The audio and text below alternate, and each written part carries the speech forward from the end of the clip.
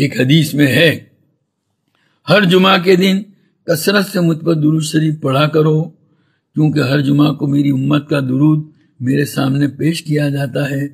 جو جتنا زیادہ درود شریف پڑھے گا وہ مرتبہ کے لحاظ سے اتنا ہی زیادہ میرے نزدیک ہوگا۔ اس لیے بزرگوں نے لکھا ہے کہ جمعہ کے دن درود شریف پڑھنے کے 3 درجے ہیں۔ ادنا درجہ یہ ہے کہ کم از کم 300 مرتبہ درود شریف پڑھے، درمیانی درجہ یہ ہے کہ 1000 مرتبہ پڑھے، اور اعلیٰ درجہ یہ ہے کہ 3000 مرتبہ درود شریف پڑھے۔